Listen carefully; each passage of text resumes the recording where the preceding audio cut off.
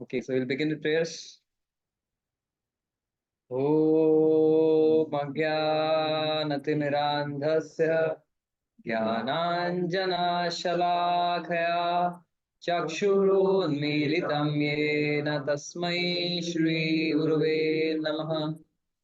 Namo Om Vishnupadaya Krishna Preshaya Bhutale Srimate Bhaktivedanta Swami Niti Namine Namaste Saraswate Deve Gauravani Pracharine Nirvishesha Shunyavadi Paschatya Deshatare Jai Shri Krishna Chaitanya Prabhu Nityananda Shri Advaita Gadadhar Srivasadi Gaura Bhakta Vrinda Hare Krishna Krishna Krishna Hare Hare Hare Rama Rama Rama Hare Hare Hare Krishna Krishna Krishna Hare Hare Hare Rama Rama Rama Hare Hare Hare Krishna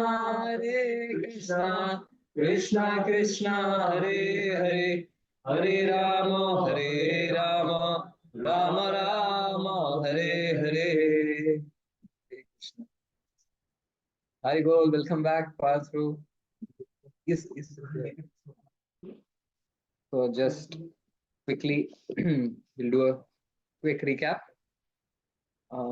We are discussing the Srimad Bhagavatam, and as we mentioned that we are going to take sections of Srimad Bhagavatam.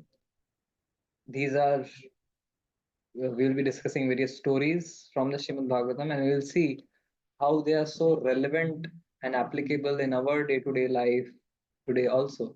Like there are stories circling around on WhatsApp and social media, and stories of celebrities and sports stars, you know actors, actresses. So there are a lot of stories doing the rounds. Uh, so please make yourself comfortable behind. Yeah, so there are a lot of stories doing the rounds, but these stories of the Srimad Bhagavatam, they are very, very different because they will give us deep lessons for life. These are not just stories which are amusing or entertaining. These are there's a word called edutainment. Hmm? Edutainment. There's education and entertainment. Hmm?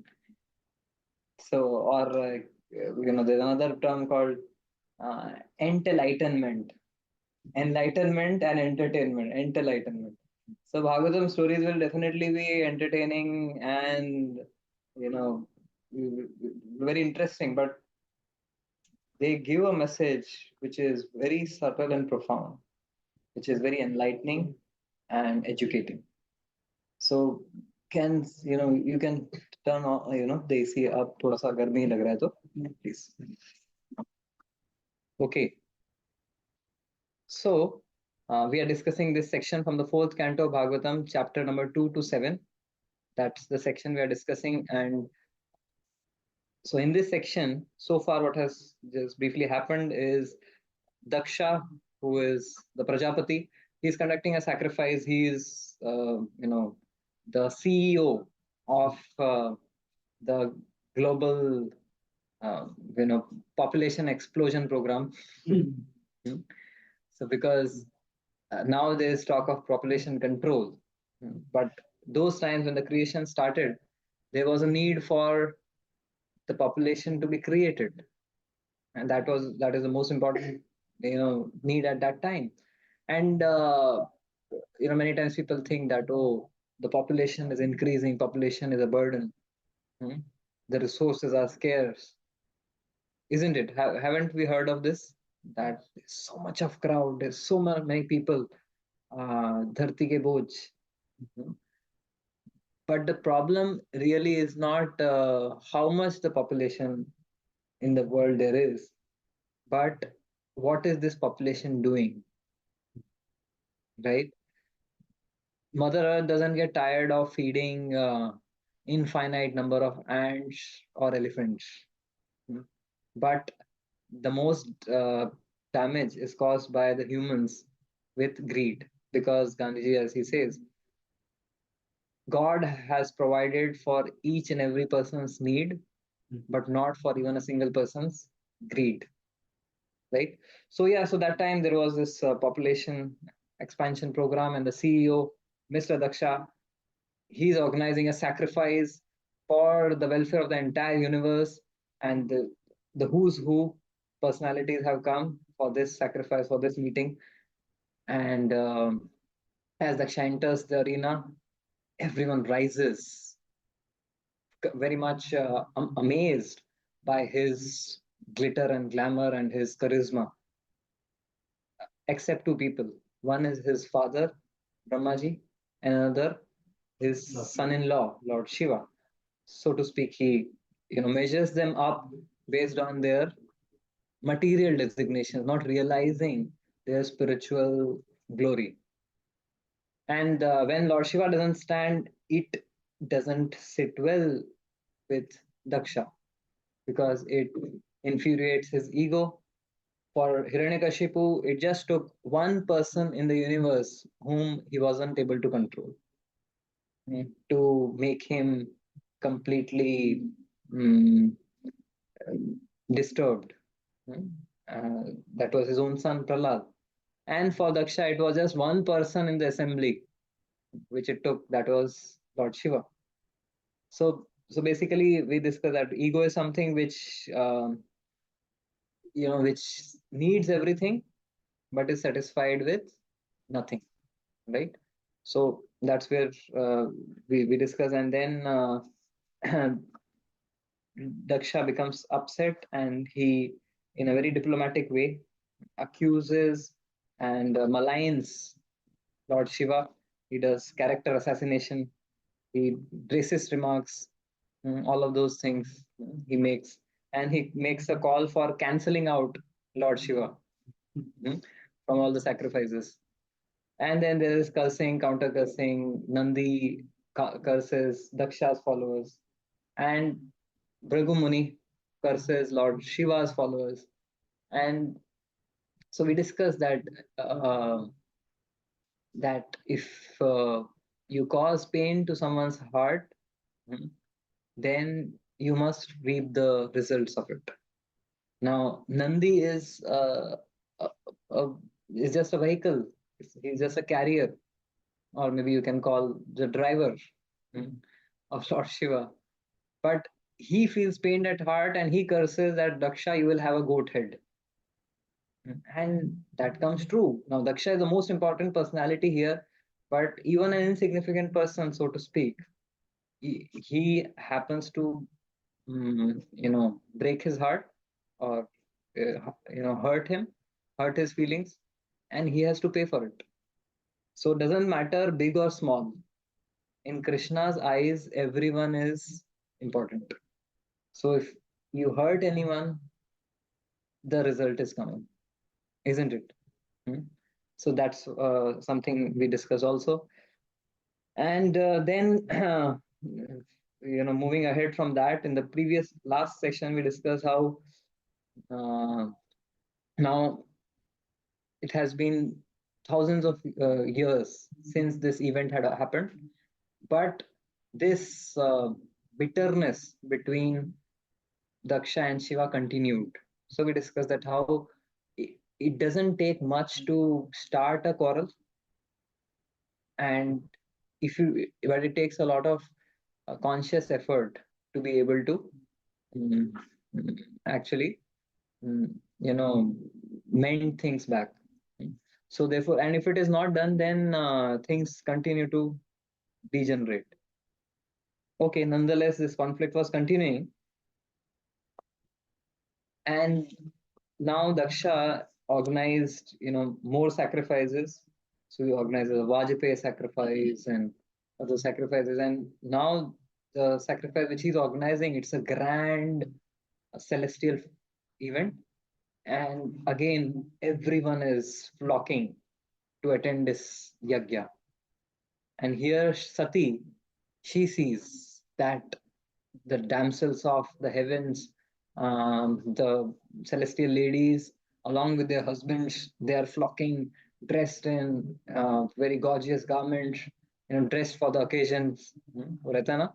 Today, everyone is going to wear, you know, green magenta, जो भी colours बताते हैं वैसा सबको पहन के आना होता है, right? So everyone is dress for the occasion with all the हीरा है सदा के लिए डिबेयर्स वगैरह, everyone is decked up, and so this she can feel the excitement in the air, and she feels FOMO, fear of missing out. That everyone is going and we aren't going.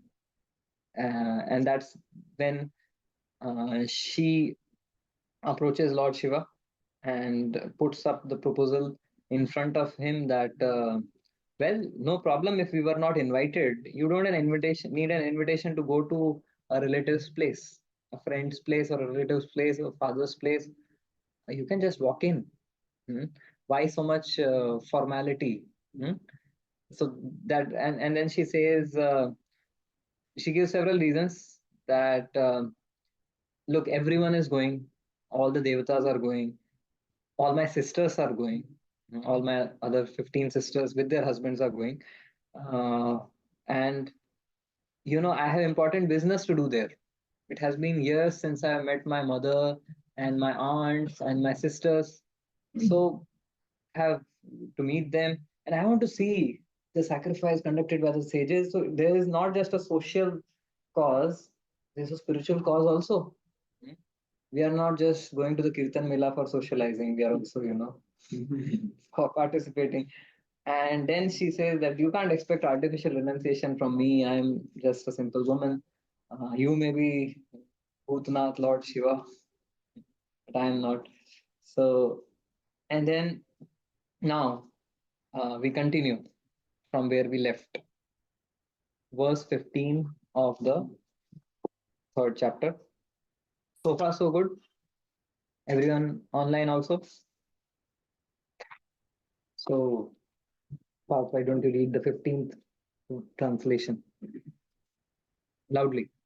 The great sage Maitreya said, Lord Shiva, the deliverer of the hill Kailasha, having thus been addressed by his dear wife, replied smilingly, although at the same time he remembered the malicious, heart-piercing speeches delivered by Daksha before the guardians of the universe in the universal affairs. Great, you can keep the book. So Lord Shiva, it's very interesting. Did you note something, like what are the two interesting things that you find in this translation? You can read again. Right? I would request everyone to hear carefully.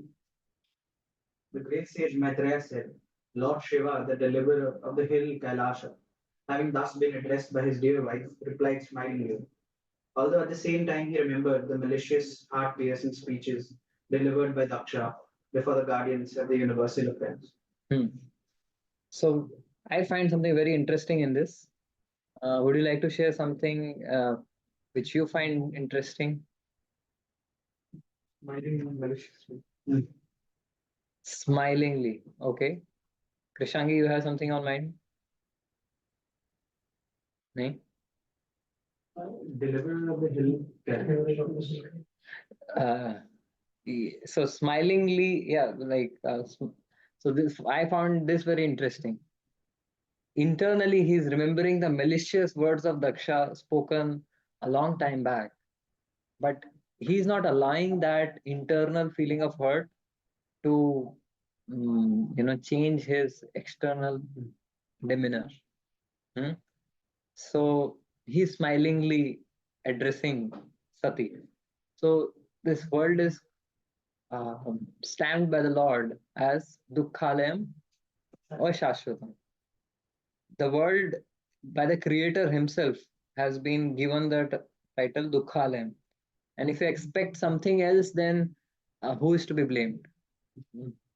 Right? If the Amazon itself, guarantees that this product is faulty, and still you want to purchase that again and again, then who is to blame, right? So the world is dukkhalayam ashashvatam. The point is not that, spirituality is not about, eliminating dukkha. Spirituality is about dealing with dukkha, dealing with suffering, dealing with calamity and crisis.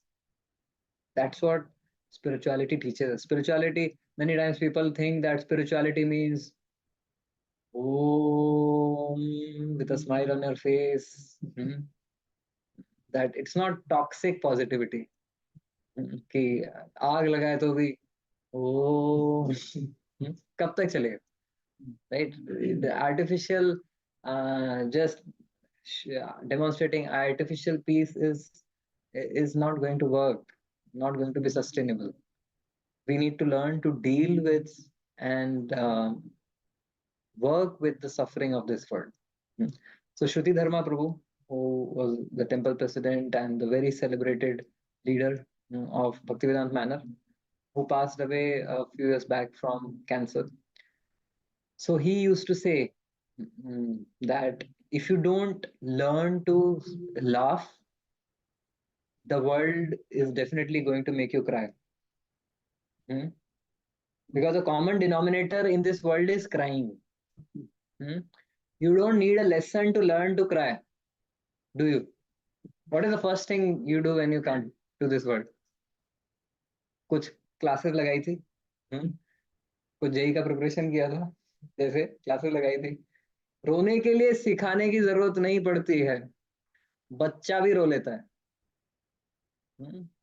But to learn to smile and laugh despite the sufferings, that takes a lifetime of training and spiritual education, right? So Can you clarify the difference between this and hypocrisy? okay, interesting question. The difference between, okay, first let me complete this point and then I'll come to that. So what Shruti Dharma Prabhu meant was that, as we said, dukkhalayam or shashvatam, that the denominator, common denominator for everyone in this world is dukkha will be there, is guaranteed, right? But to learn to smile and laugh takes a great personality, despite all of the misery and suffering that is taking place. And Lord Shiva here, it's not that he is artificially making up a smile. Internally, he is aware of the hurt. He is not, in denial or in an imaginative state कि नहीं कुछ नहीं सब अच्छा है. जैसे, some spiritual leader, one very famous spiritual leader, he says, उससे पूछा how to deal with hurt caused by relatives. So he said, how to deal with hurt caused by anyone else? It's you doing to yourself. Where is the other? So when you think कि किसी ने तुमको कुछ किया है, तुम ही अपने आप को सब कर रहे हो, तुम ही अपने आप को दुखी कर रहे हो, तुम ही अपने आप को सुखी कर रहे हो.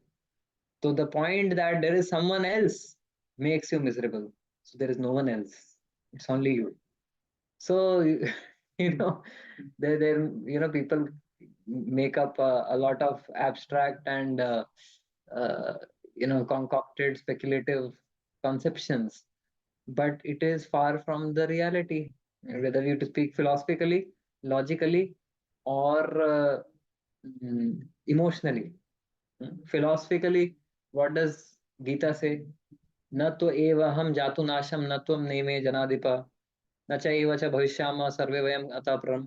That all of these kings, Arjuna, which are standing in front of you, were there in the past and are going to be there in the future eternally. There was never a time when they didn't exist, you didn't exist, and I didn't exist, and there will never be a time when we all won't exist separately. So the whole point of this no two, that it doesn't stand any basis philosophically, right? And emotionally, we know, right? You are a different person, I am a very different person, right? And just by closing your eyes, you can't deny my reality. Just as if I close my eyes and say that Park doesn't exist, does it happen? You still continue to exist.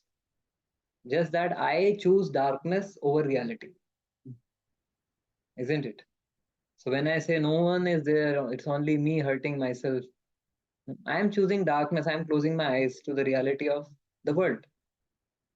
So self-realization doesn't mean you don't feel pain and pleasure, but it means you transform the pain or pleasure into prayer. Hmm? So that's the beauty of spirituality. You transform the pain into prayer. When Gajendra raises its trunk and offers that lotus, he is in immense pain, but he has learned the art of transforming his pain into prayer. When Draupadi, she raises her arms, helplessly calling out to Krishna, it's not that her situation has changed a bit. Hmm. She transformed the pain into prayer. And, so that's what spiritualists do. They transform pain into a prayer or a lesson, right? So, and that's what we can do as practicing sadhaka spiritualists. Learn to transform every experience of life, good or bad, happy or sad, into a prayer or a lesson. Hmm? We don't just go through life, but we grow through life when we reflect on what happened, seeing the hand of Krishna in every situation, right? Then we'll be able to transform that pain into prayer or a pleasure into a prayer or a lesson that we learn. So that's my point. Now, coming to your question, that see, hypocrisy is when you want to manipulate others, right? But uh, when you want to, mm, use a certain mask to manipulate people. Mhm. But when you are actually, uh, living up to a higher principle, mhm, and although internally, although you may not be on that level, but you are aspiring for that and practicing that for your own growth, not to show to anyone, not to prove to anyone that you are holier than thou, but just because this is the higher standard. This is what the scriptures say. That's not hypocrisy. That is basically sadhana. It's not for making a show to the world, but it is for you to train yourself to wire for a higher principle, something like that. Okay, so this is the like basically Bhagavatam का ये जो story है उसका reel चल रहा है. हम उसमें से कहीं पे पॉज करेंगे, फ्रीज करेंगे और वहां से कुछ what do we see, what do we learn, isn't it, lawyer साहब?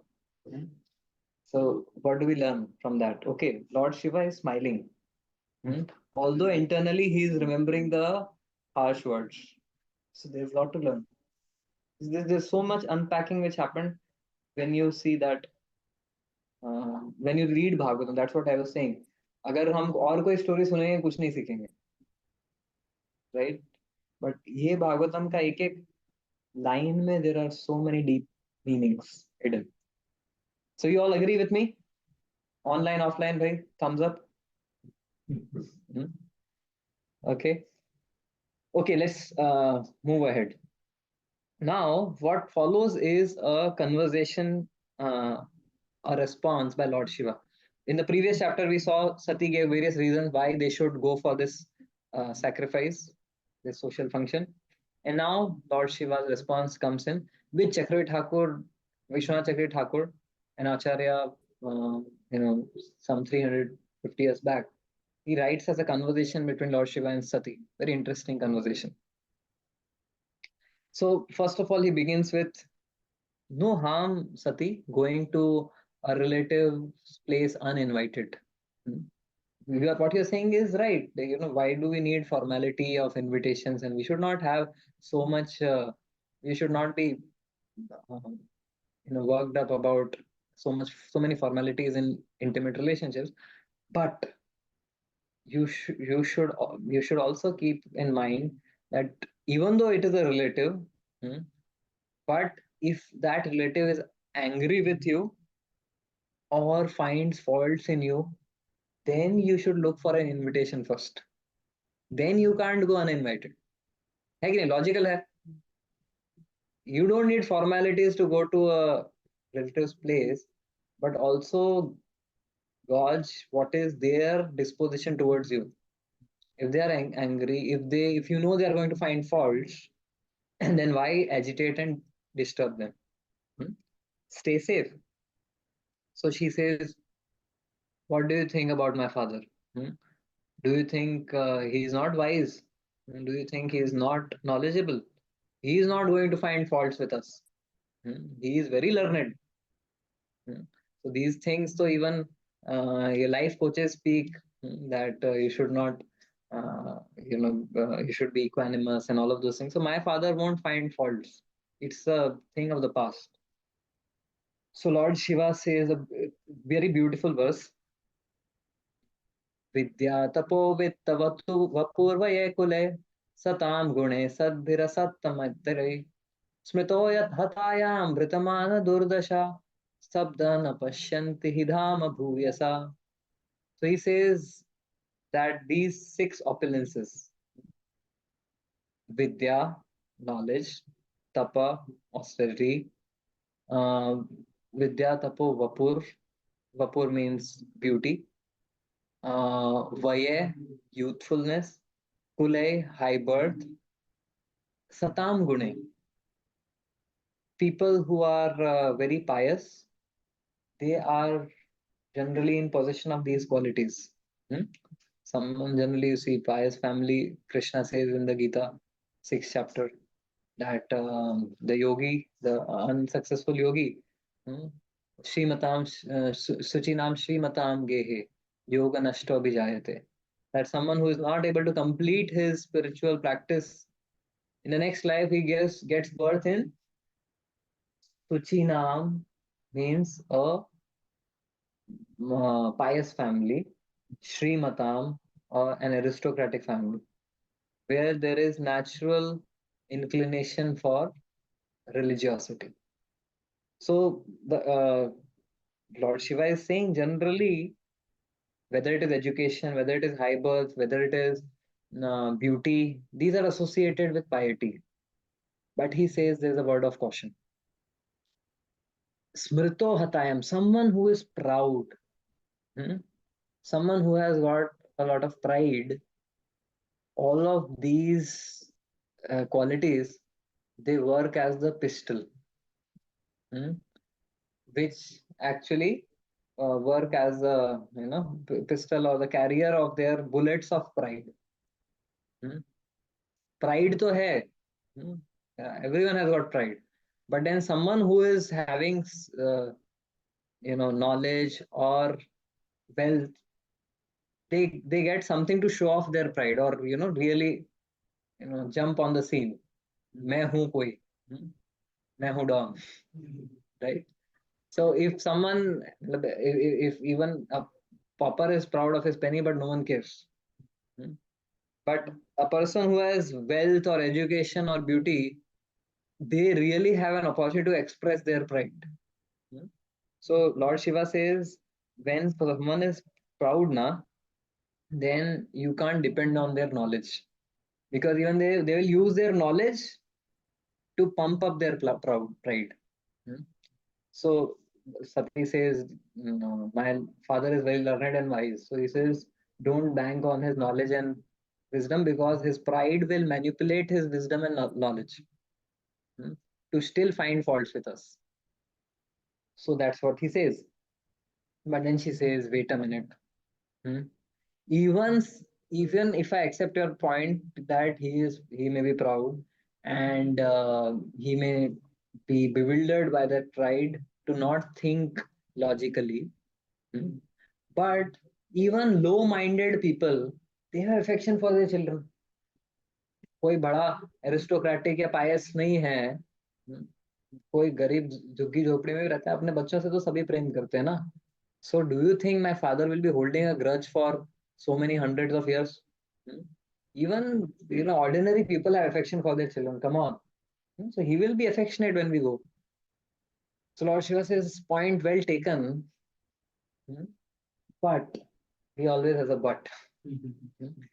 He says that the case is different if that person is mentally disturbed and is full of anger. He says that generally, even as you said, even a tiger is affectionate towards its cubs. You have seen a tiger or a lion or a lioness, they may be very aggressive and violent towards other animals, but when it comes to their own cubs, they are very affectionate.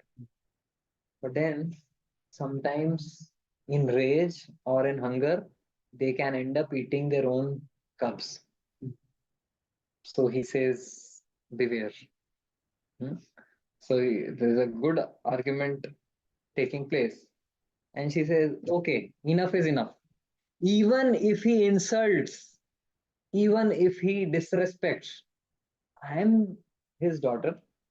He may be unreasonable, but I'll tolerate. What's I'll be affectionate. I'll continue to be affectionate, and I'll tolerate. Sometimes पापा डांटते हैं, लेकिन चल जाता है ना, क्यों? Right? I'll tolerate. And then Shiva says, but what is the but? That you can tolerate, but when harsh words coming from malicious intentions, hmm, when these harsh words pierce the heart, they are much more dangerous than weapons which may cut off one's limbs. Hmm? So he says that when you get an injury, it will heal in due course of time. But when you are hurt by the hard words of a harsh words of a relative or a friend, they continue to bleed your heart for eternity. So he says, beware. So, so she says, okay, if you don't want to come, don't mind. I'll go alone. Hmm? And if you are not convinced, you need not come, but I am going. So she says, so he says, because she's saying that that the conflict is between both of you. I am a neutral party. So I'll go, you don't come. So he says, but remember that because you are connected to me, hmm, and this is something which happens in uh, whenever there is a conflict, that uh, दुश्मन का दोस्त दुश्मन और दुश्मन का दुश्मन दोस्त. Hmm. So because you are related to me, that animosity will get transferred in your bank account also. Hmm. So that debit will happen on you also because of a connection to me. So he might end up insulting you also. Hmm. And she says, you are taking it too far. इतना भी कोई scenarios होता है क्या? कि मतलब अब कहाँ से, from where he is a learned person, you say, but no, he is proud, so his learning will not come to his rescue. And then even low-minded people, I said, have affection for their children, but then you say if the person is disturbed like a tiger, they may eat up. These are all very imaginary scenarios. Hmm? Hypothetical lag rahe mujhe sab. And you are taking it too far. I think you have not been able to resolve your hostility towards him. I think that's the problem. Hmm? I think the problem is in you, that you hold some hostility towards my father. And then Lord Shiva says, no, it is the other way around. Hmm? It is your father who, being driven by ego, is mentally disturbed and envious of me. It's not me. It was neither the case that time. Even when he cursed me, abused me, insulted me, I didn't speak a word. nor am I doing anything now. But it is he who insulted me that time, and even now is not sending any invitation. So it's not from my side, it is from his side. She says, all right, all said and done. Accepted, he may be proud, all of those things are there. But I have a question to ask you. आज इतने सालों बाद पूछ ही लेती हूँ. हम्म, क्या हो गया था आपको? What would have gone wrong if you had just risen up? खड़े हो जाते थे तो क्या हो जाता आपका? अपने ससुर जी आ रहे हैं, आप खड़े क्यों नहीं हुए? इतना बड़ा यहाँ पे रामायण महाभारत हो गया. So what would have gone wrong? He says, look, actually that time I was offering respects in my meditation to the super soul. And by the way, Lord Shiva says, do you know why people give respect to each other? Are we respecting each other's body? Hmm? The body is just dead matter. We walk over matter. We don't respect matter. Of course, we in our culture respect everything, seeing Krishna's connection. So that's what Lord Shiva is saying. It is not the body that we respect. We respect the Lord who is sitting in the heart of every living entity. So, and my when he came, I had my eyes shut, and in my closed state of samadhi, I was meditating on offering respects to the super soul directly. Now, why should I go and do an indirect respect when I'm directly in my meditation? मैं भगवान को प्रणाम कर रहा हूँ. मन मना मद भक्तो मध्याजी माम नमस्कुरु सभी कर रहा हूँ मैं मेडिटेशन में.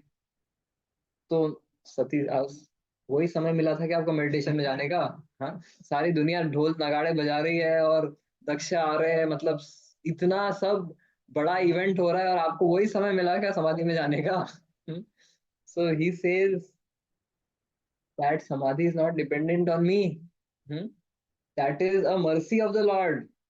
समटाइम्स हमारे साथ होता है, हम कितना प्रयास करते हैं चैंटिंग करने का, मन लग ही नहीं रहा है, फोकस हो नहीं रहा है, टेस्ट आ नहीं रहा है, और कभी अनायास ही बिना कुछ प्रयास किए आप जपमाला उठाते हो, हरे कृष्ण, सब फोकस हो रहा है भगवान के ऊपर. हरिनाम में कितना रुचि उत्पन्न हो जाता है, right? So he says it's not dependent on us, it is dependent on him. We may do our endeavor, but his mercy is causeless. So he chose to give me darshan that time, so you go and ask him. So, and then he says that finally, therefore you should not go.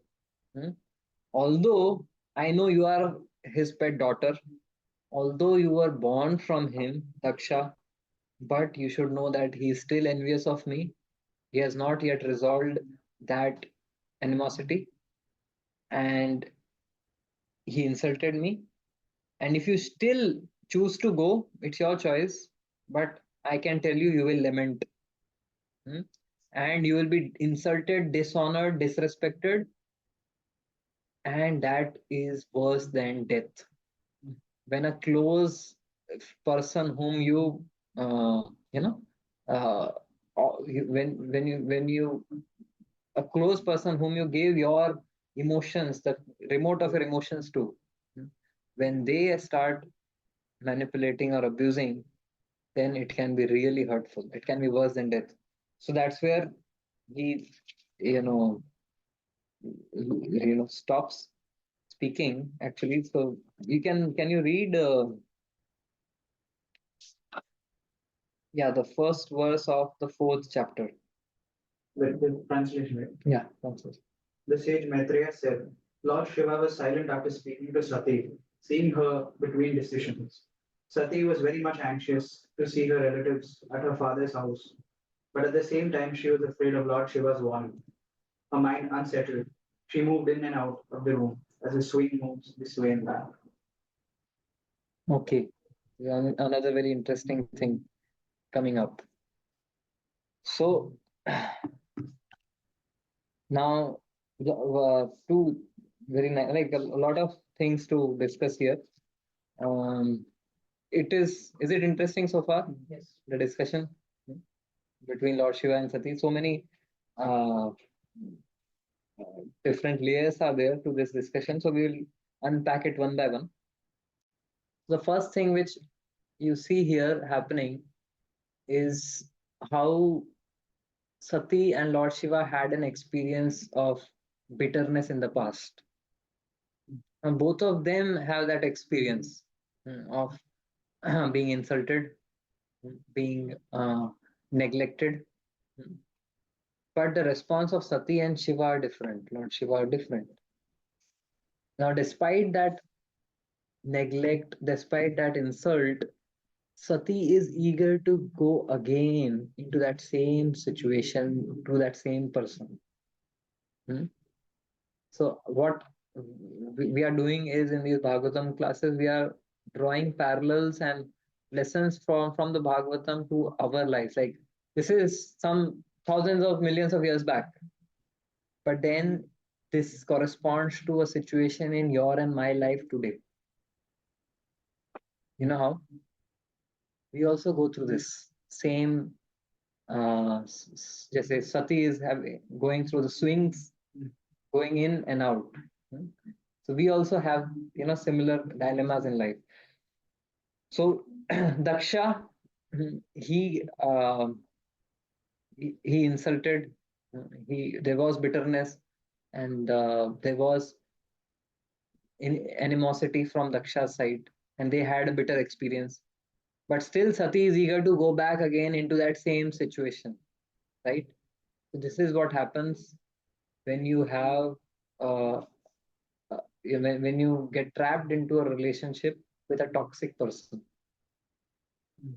Daksha here represents a toxic person who has a lot of toxicity. Now, generally in today's self-help world, when they talk of toxic people, they permanently label people as toxic. ये toxic व्यक्ति है, ये ऐसा toxic व्यक्ति है, but no one is permanently toxic. Everyone has some degree of toxicity, right? And some people have more, some people have less, but it can all change. Someone who is less toxic today can become more toxic tomorrow. Someone who is more toxic today can become completely purified tomorrow, because these qualities are not qualities of the soul. This is just the mind, right? So first of all, we think we need to learn that no one is permanently toxic. Yeah. And what is this toxicity all about? कोई बंदे के make में खराबी नहीं है. It's not that a manufacturing defect है.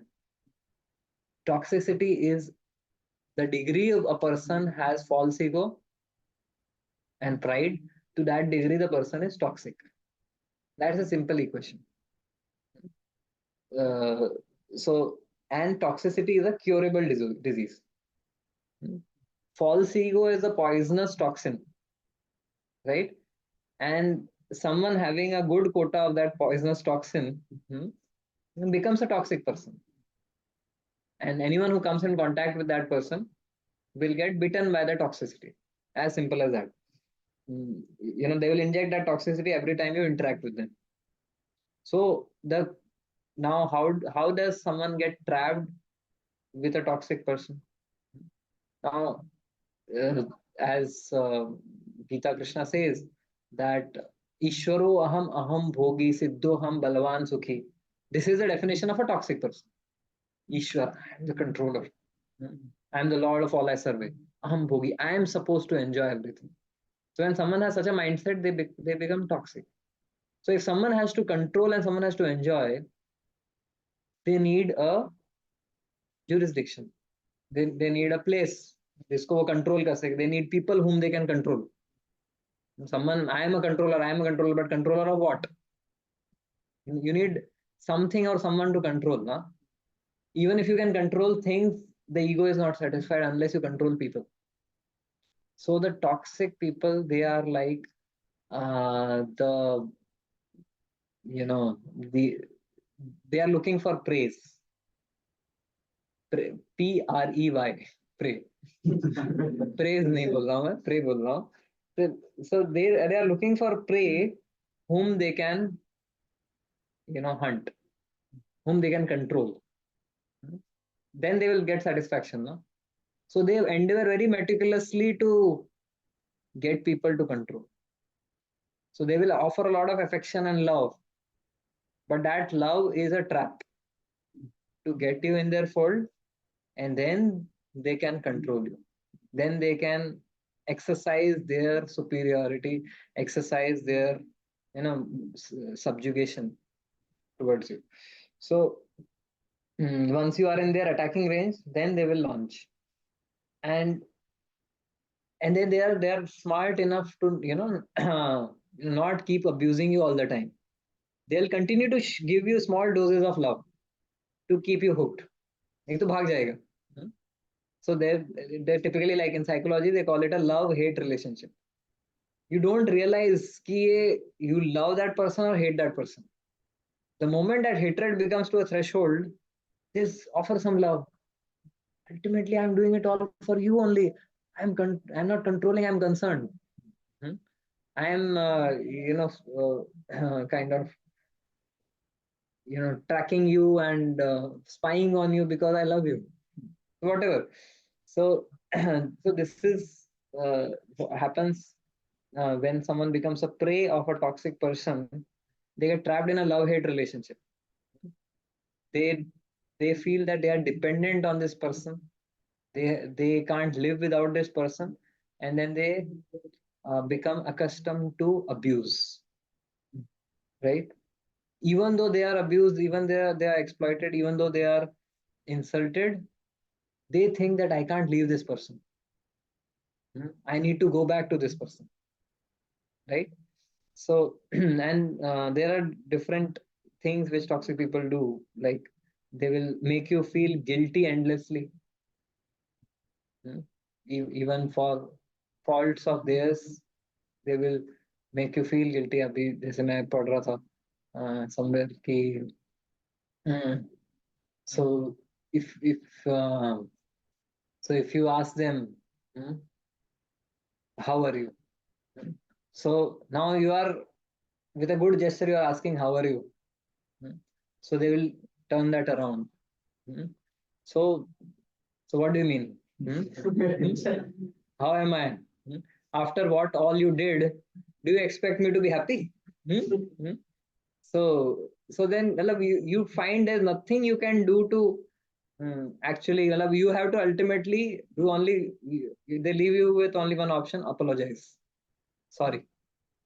It'll make you feel guilty that you are the problem and you have the problem, although the problem rests with them. And they will make you dependent on them and then exploit you. They will bully and belittle you. So there are so many things. So here Sati is in the clutches of Daksha's toxic love. जो प्रेम उसको मिला था, right? She has remembrance of that love, and that comes back to her consciousness. Oh, Daksha, my father, I am his pet daughter. And she knows, and Lord Shiva has warned her that you are going to be abused. But she still wants to go back, because there's a feeling of dependence. Right? There's a feeling of, need. I need him. Right? So, so now, any experiences, or is it all theory, or it makes sense?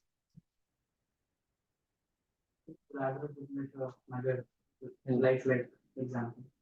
वो तो मैं आप लोगों से पूछ रहा हूँ. I don't know. I couldn't really. Yeah. I had one question. Yeah. Say for instance, you've just become friends with someone and you're basically now friends with them, and many years pass by and have basically have a good friendship. And initially, that person was not very toxic. You had to bond it very well. But now, over the years, after a point in the recent past, you see them having some levels of toxicity in them now, and you're observing that. So, but you're good friends. So, how to exactly give them that corrective feedback that how that some amount of toxicity and negativity is there. So how to do that? Okay, so as I said, no one is permanently toxic. Yeah. Someone who is less toxic today will become more toxic tomorrow, or someone who is more toxic will become, purified tomorrow. So it is basically conditioning. When you condition, people condition themselves with ego and lust, all of these kamesha, krodesha, rajoguna samuddhava. So these things, when one becomes conditioned to these things, they become toxic. And now, what if you find someone who is becoming toxic, either from the past or in the present? So, what can you do? First of all, pray for them, right? First of all, offer a prayer for them and separate the disease and the diseased. Ki this toxicity is not going to be there forever, and Krishna has the power to remove it. So otherwise, what happens? We start hating the person, and that's when these people become more insecure because they want to control. Right? Their conditionings want someone to control. Right? और तुम अगर उनसे और दूर हो गए, their need for control will increase and they will become more toxic towards you. So first of all, don't be hateful. Understand that this person has a disease. The disease is bad, but the person is not bad, right? So that itself will, will make you safe. First of all, then and next thing is, you can, if you have a relationship where and the person is also, sane to some extent, for you can have a communication, you can have a clarification, and then you can draw your boundaries. That look, this it is good this far, but you can't trespass into this area. Matlab, you can't keep questioning me about what I was doing this time, and why did I not, why did I refuse your request for going for that match or cinema. That's me, but you have to give me some space. So have a clear communication, draw clear boundaries. That is something which you can do. And then thirdly, we also have to ourselves understand that we need to take charge of our lives, right?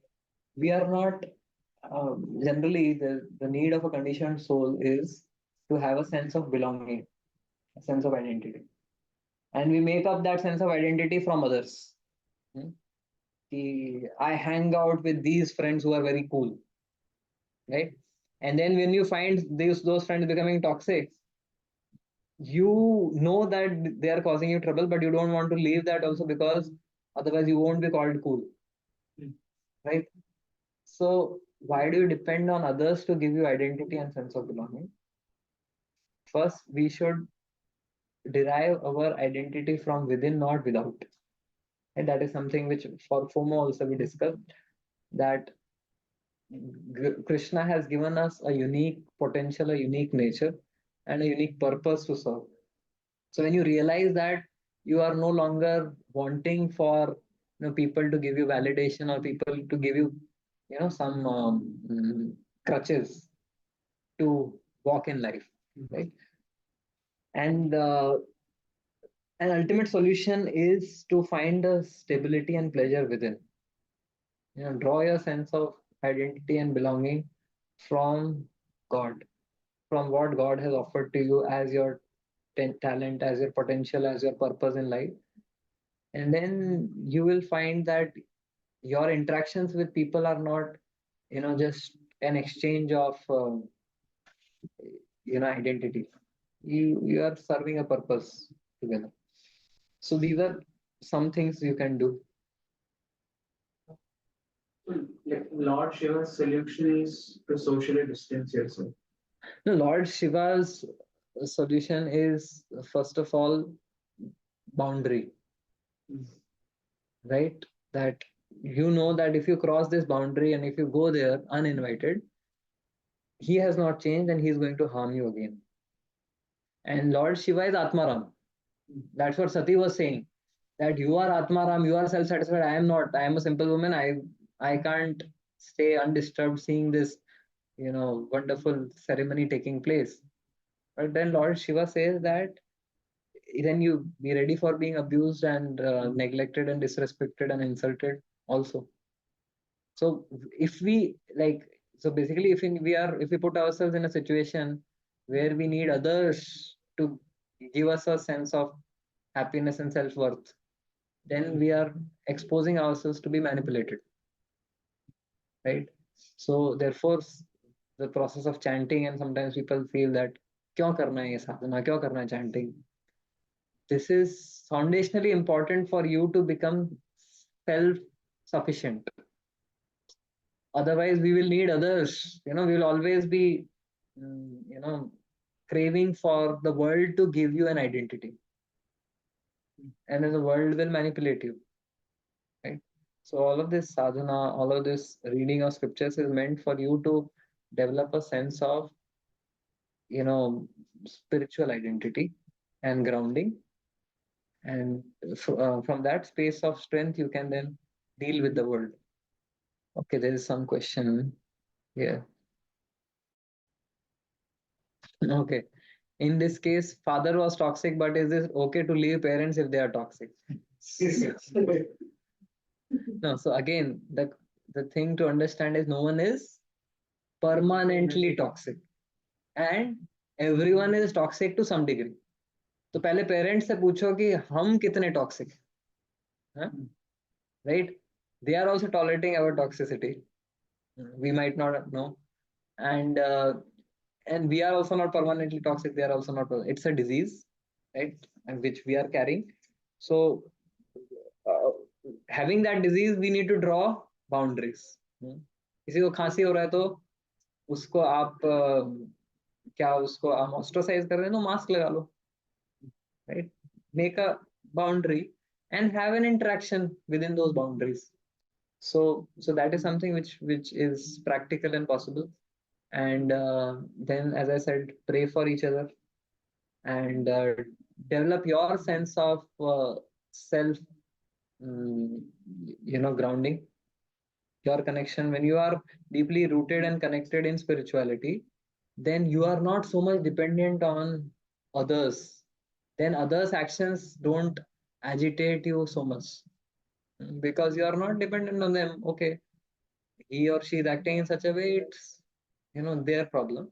I don't need to own their problems, right? So we discussed how to deal with toxicity, and now, uh, okay, let's take this one last thing, and then we will continue with the fourth chapter in the next class. So here, Sati, Lord Shiva's advice, we saw that Lord Shiva advised her to a certain point, and then it says he became silent. And does it mention? Can you read the first verse? Translation. First one. Fourth chapter. The sage Maitreya said, Lord Shiva was silent after speaking to Sati, seeing her between decisions. Seeing her between decisions. So Lord Shiva knows his boundaries also. He can't impose himself. He has done his part of giving his good advice, knowing what is best for Sati, and he is Trikalagya, he can see what is going to happen. But he, doesn't impose himself. He gives good counsel, but then that's what a well-wisher is, supposed to know his boundaries also. Yeah, I can tell what is good, but I can't force them to, because Krishna also doesn't interfere with the jiva's free will. So, and then the best thing you can do is to just to pray that person will get the intelligence. So Lord Shiva gave his good counsel, and then he was detached. I have done my part. Now it is up to Sati. He didn't hold her hand and slapped her. कहाँ जा रही है मेरे से बिना पूछ के? Right? It was not like that. He allowed her. So seeing her disinclination to listen and her predisposition to go, he said, so be it. So that is something very important. And another thing, you see later, Lord Shiva, although she went against his suggestion, he sent all of his associates behind her. So Nandi, carried her, and all the other, associates of Lord Shiva, they carried her, bird and the mirror and the ball. They were like kettle drums and everything. So although she went against his decision, he didn't give up on her. right? That is also something which Krishna does. Even the living entity abandons the Lord and comes to this material world. He doesn't say, "ठीक है जा, मर तू, suffer कर तू." Krishna gives us all the facilities for both material and spiritual enjoyment. He doesn't say, "अभी मैं revenge लेता हूँ तुझसे." No, he gives us facility for material enjoyment also, right? So that's what जैसे गौरंग देशमुख का बुक का नाम है, disapproved but not disowned, right? So he disapproved what Sati was doing, but he didn't disown her, right? You are still mine, and I'll take care of you, even though you are not reciprocating. So that is what is the gold standard of love. And Sati, in this case, because of her attachment, she was not able to appreciate his advice. And even she accused Lord Shiva of hostility towards Daksha, कि तुम्हारे अंदर ही कुछ है, envy, तुम इतना मेरे पिताजी को कर रहे हो. But he didn't, because the first thing, see the disease and the disease separately, right?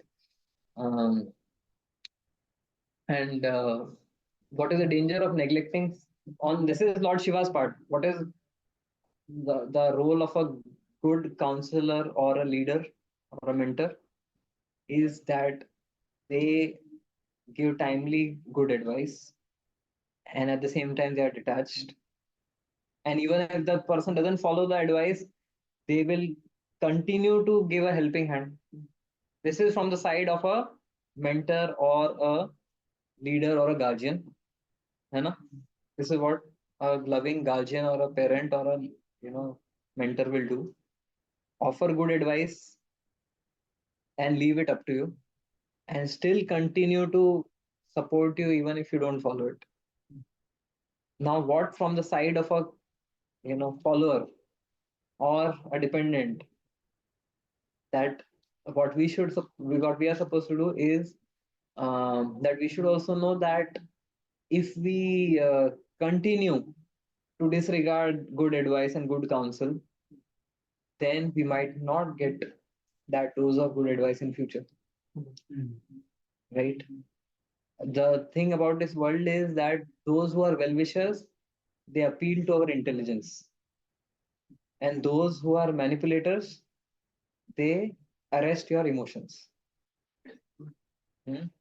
So now Lord Shiva is appealing to her intelligence. He's saying that logically this is good for you, this is not good for you. But then the world of social media, the world of mass media, cinema, all of that, they will not appeal to your intelligence. वो तो बोलेंगे दिमाग बंद करके आओ हमारे पास. And then they will manipulate your emotions to fall for. So therefore, ये in this world there will always be this tug of war, and so we'll continue this discussion in the next session. Yes. Okay. Any questions? Any more questions or thoughts? We were speaking of that philosopher who said that people kind of hurt you, but you are because of your own hurt. Actually, I was thinking of some words that I am Janome words. It has a similar concept. No, but that person says that no one exists. It's basically that is Advait impersonalistic philosophy. Now, when our Avanti Brahmana is saying that Nayam Janome Sukha Dukkha Hetu Manah Param Karanam Amananti, he's saying it is my own mind. It is he's talking of the mind which is conditioned. He's not denying that Devata or Graha ये सब exist नहीं करते. He said they exist, but they have the power to disturb me if only because of my mind. Right? That's it. That's what he's saying. Okay. So one question has come up. Why was Lord Shiva disturbed after Sati's death if he was detached?